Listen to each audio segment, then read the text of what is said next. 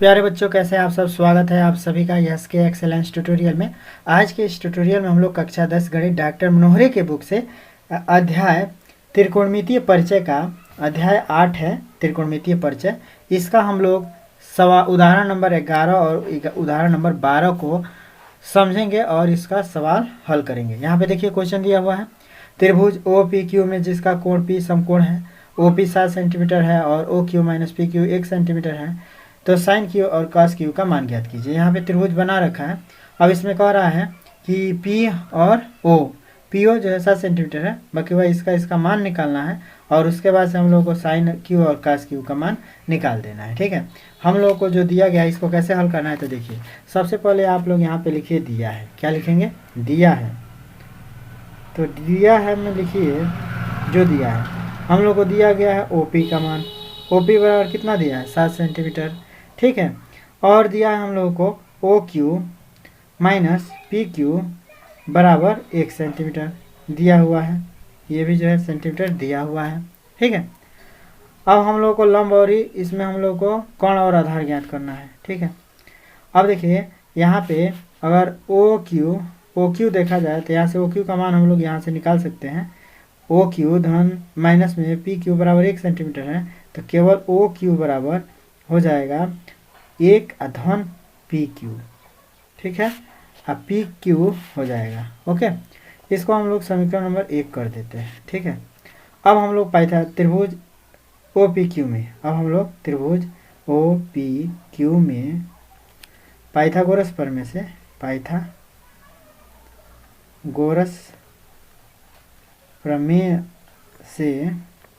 प्रमेय से हम लोग क्या करेंगे? पाइथागोरस प्रमेय से हम लोग क्या करेंगे? कोण और आधार को ज्ञात करेंगे। ठीक है, तो कोण आधार ज्ञात करते हैं। तो हम लोग जानते हैं त्रिभुज हम यहीं पे बना देते हैं ताकि आप लोगों को बार बार दिक्कत ना हो। देखिए हम ऐसे बनाते हैं त्रिभुज को, ये P हो जाएगा, ये जो है O हो जाएगा और ये Q हो जाएगा। ठीक है, OP का मान 7 सेंटीमीटर दिया गया है।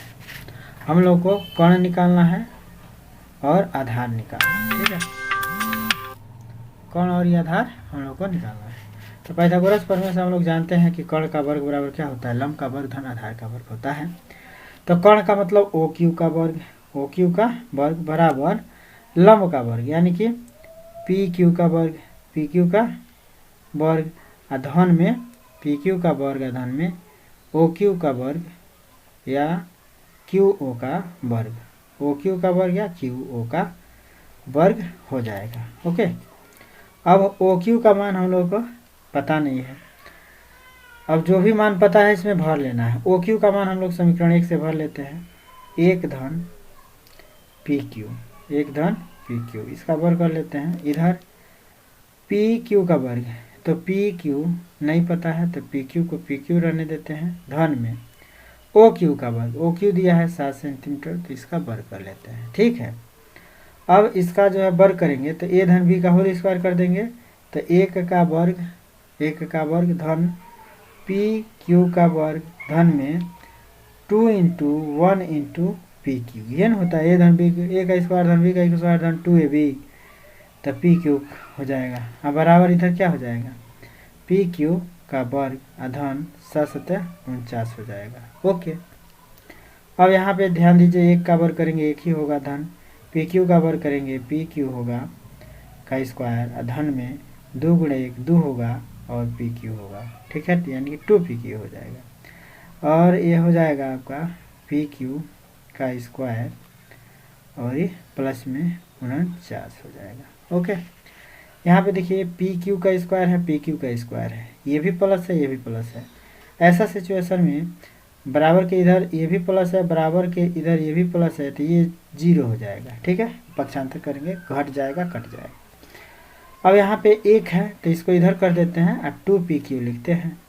तो यहाँ पे लिखेंगे 2pq बराबर, अब 1 को इधर लाते हैं तो 49 में से 1 घट जाएगा, तो 2pq बराबर हो जाएगा 48।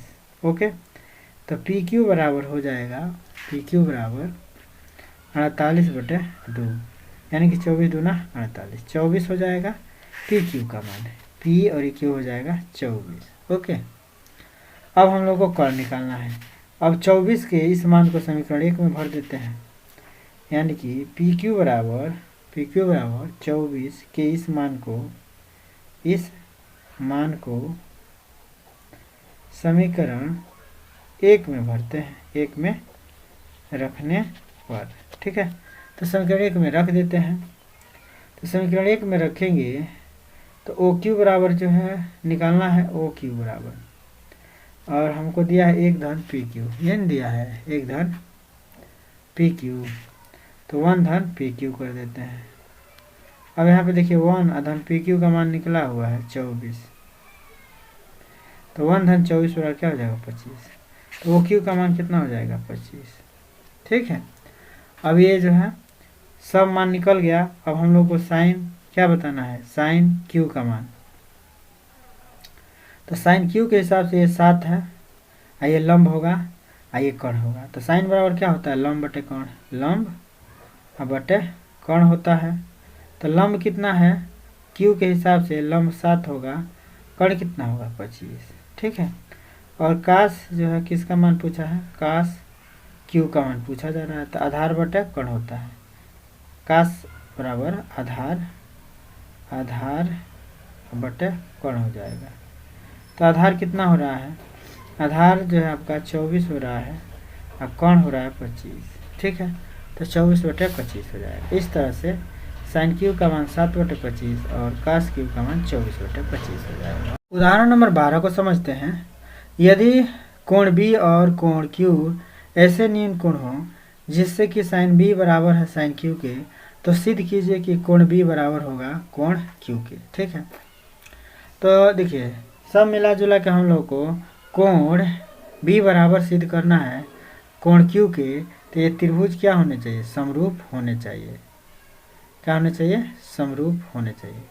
और समरूप सिद्ध करने के लिए ए सी बटे पी आर बराबर होना चाहिए सी बी बटे आर क्यू के, और ए बी बटे पी क्यू ये आपस में बराबर होना चाहिए। कहने का मतलब ये है, हम ये कहना चाह रहे हैं, इसको अगर बराबर सिद्ध करना है तो हम लोग को इस त्रिभुज को समरूप सिद्ध करना होगा। इस त्रिभुज को समरूप सिद्ध करने के लिए यहाँ पे ध्यान दीजिए, हम लोग समरूपता के नियम जानते हैं कि यदि किसी त्रिभुज की संगत भुजाओं का अनुपात बराबर हो तो त्रिभुज क्या कहला जाते हैं, समरूप कहलाते हैं। कहने का मतलब ये है कि यदि हम लोग को ए सी बटे पी आर बराबर मिल जाए ए बी बटे पी क्यू के, और ये बराबर मिल जाए हम लोगों को सी बी बराबर क्यू आर के, सी बी बटे क्यू आर चाहे आर क्यू, सी बी बटे क्यू आर या आर क्यू, ये जो है हम लोग को बराबर मिल जाए कि आपस में क्या है, तीनों भुजाओं का अनुपात बराबर है, तो हम लोग कह सकते हैं त्रिभुज समरूप है। समरूप त्रिभुज के संगत कोण क्या होते हैं, बराबर होते हैं। इस तरह से हम लोग को सिद्ध कर लेना है। तो इसी तरह से किया गया है। यहाँ पे देखिए माना गया है कि दो समकोण ए बी सी है, ए बी सी और ये पी क्यू आर है, ठीक है। यहीं से समझा देते हैं। अब हम लोग को दिया गया है कि साइन बी बराबर है साइन क्यू के। तो यदि साइन बी बराबर है साइन क्यू के, तो साइन बी बराबर हम लोग को क्या मिल सकता है, साइन बी बराबर लंब बटे कर्ण। तो लंब हो जाएगा ए सी, तो यहाँ पे ए सी रख दिया, और कर्ण हो जाएगा ए बी, तो यहाँ पे ए बी रख दिया, ठीक है। उसके बाद से साइन क्यू बराबर क्या होगा, तो ये है क्यू, तो क्यू के हिसाब से लंब होगा, ये कर्ण होगा। तो कर्ण जो है क्या है पी आर, तो पी आर अब बटे जो है क्या हो जाएगा पी आर, सॉरी हाँ पी क्यू, अरे यहाँ पे देखिए ना ए सी बटे पी आर हो गया, ए सी बटे ए बी। अच्छा हाँ, साइन थीटा बराबर लंब बटे कर्ण होता है। तो साइन क्यू बराबर लंब बटे कर्ण, तो लंब जो है इसमें क्या हो जाएगा, क्यू के हिसाब से लंब हो जाएगा पी आर, और कर्ण क्या हो जाएगा पी क्यू, ठीक है। तो पी आर बटे पी क्यू कर दिया, ठीक। इसका मान निकाल लिया, इसका मान निकाल लिया। अब क्या किया कि इसको कुछ क्रॉस गुणा कराया। क्रॉस कैसे गुणा कराया, कि एक ए बी के जगह पे पी आर को लाया है, ए बी के जगह पे पी आर को और पी आर के जगह पे ए बी को लाया है। ठीक है, यानी कि ये यहाँ पे आ गया है और ये चीज़ यहाँ पे आ गया है। इस स्टेप में ए सी बटे पी आर हो गया और ए बी बटे पी क्यू हो गया। ठीक है, और इसे मान लिया गया कि ये के बराबर है। अब यहाँ पे देखिए ए सी बटे पी आर भी के बराबर है, ए बी बटे पी क्यू बराबर भी के बराबर है। तो इसका मतलब हम लोग यहाँ से ये माना गया है कि ये के बराबर है। तो हम लोग अगर ए सी बटे पी आर बराबर है ए बी बटे पी क्यू के, तो और ये के बराबर है, तो हम लोग कह सकते हैं कि ए सी बराबर के इंटू पी आर, ए सी बराबर के इंटू पी आर हैं, कह सकते हैं, क्योंकि इसका पक्षांतर गुणा हो जाएगा, क्रॉस गुणा। इसी तरह से हम लोग ए बी बराबर कह सकते हैं कौन सी, के इंटू पी क्यू, के इंटू पी क्यू, चूँकि इसका इसमें गुणा कराया जा रहा है, इसका इसमें गुणा कराया जा रहा है। ठीक है, तो के पी क्यू हो जाएगा। ठीक है, तो ए और ये जो है ए सी का मान निकाल लिया के इंटू पी आर और ए बी का मान निकाल लिया के इंटू पी क्यू। यहाँ पे देखिए मान निकाला, ए सी बराबर K into P R, A B बराबर के इंटू पी। अब पाइथागोरस प्रमेय से बी सी का वर्ग बराबर क्या होता है, ए बी का वर्ग माइनस ए सी का वर्ग। बी सी देखिए क्या है, बी सी इस कोण के हिसाब से देखा जाए तो इस कोण के हिसाब से बी सी देखा जाए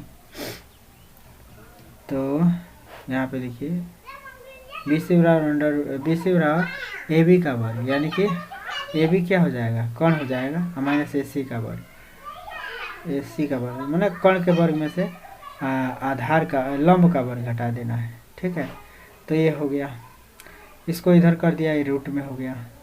अब क्यू आर बराबर लिख दिया, क्यू आर का स्क्वायर बराबर लिख दिया यहाँ पे, मैंने एक तो यहाँ पे बी सी बराबर इतना निकल गया, फिर क्यू आर निकाल रहा है, क्यू आर यानी कि आधार बराबर, तो आधार बराबर कर्ण का वर्ग माइनस लंब का वर्ग हो जाता है। तो यहाँ पे कर्ण का वर्ग माइनस लंब का वर्ग हो गया इस त्रिभुज में। अब फिर ए बी सी और क्यू आर में भाग दे रहा है, कहने का मतलब कि इसमें बी सी में यानी कि इसमें किससे भाग दिया जा रहा है, इससे भाग दिया जा रहा है क्यू आर में। ठीक है, तो बी सी बटे क्यू आर हो गया है। अब बी सी का मान प्राप्त जो हुआ है यहाँ पे भर दिया, क्यू आर का मान जो प्राप्त हुआ यहाँ पे भर दिया।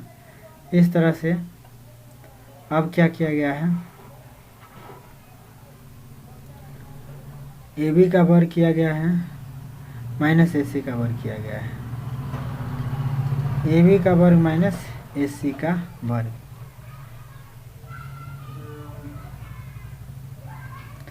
अब यहाँ पे क्या होगा, अब यहाँ पे ध्यान दीजिए, ये बी सी बराबर हो गया इतना, क्यू आर बराबर हो गया इतना, अब बी सी और क्यू आर में भाग दे रहा है। ठीक है, तो बी सी बटे क्यू आर। अब देखिए ए बी का मान है जब भर दिया है, ए बी का मान आया है के पी क्यू, तो यहाँ पे के पी क्यू भर दिया। ठीक, और यहाँ पे ए सी का मान भर दिया है, तो ए सी का मान है देखिए ध्यान दीजिए, ए सी का मान है के इंटू पी आर, तो के इंटू पी आर भर दिया। ठीक है, अब इसमें के स्क्वायर कॉमन निकल गया, अंडर रूट में पी क्यू और माइनस में पी आर का वर्ग बचा, पी क्यू का वर्ग और माइनस पी आर का वर्ग, के बाहर निकल गया और ये ऐसे ही रहेगा। अब ये दोनों सेम अंक है तो कट गया, तो के बचा, यानी कि बी सी बराबर बी सी बटा क्यू आर भी के बराबर है, और के जो है किसके बराबर है, तो इन दोनों के बराबर है, इन दोनों के बराबर है। यह दोनों आपस में बराबर हैं, यही चीज़ के बराबर है, तो के बराबर जो है वह जो है क्या हो जाएगा, इन तीनों के बराबर हो जाएगा। ठीक है, तो इसलिए जो हम लोग जब के बराबर निकल गया, के जो है इन दोनों के बराबर है, तो हम लोग नहीं कह सकते हैं कि ये तीनों के बराबर है। ठीक है, तो इसीलिए ए बी बटे, अब यहीं से सी पी सी टी से जो हम लोग कह सकते हैं कि त्रिभुज क्या है, समरूप है। जब त्रिभुज समरूप है तो कोण जो है क्या होंगे, बराबर होंगे। इसलिए बराबर पेट वाले कौन सी जिस त्रिभुज के मैंने समरूप त्रिभुज के संगत कोणों का अनुपात क्या होता है, बराबर होता है। समरूप त्रिभुज के संगत कोणों का अनुपात क्या होगा, बराबर होगा। इसलिए कोण बी बराबर हो जाएगा कोण क्यू के, इति सिद्धम। और दोस्तों इसके अलावा कोई भी सवाल फंसता है तो आप लोग जरूर बताइए। फिर मिलते हैं अगले वीडियो के साथ, तब तक के लिए जय हिंद।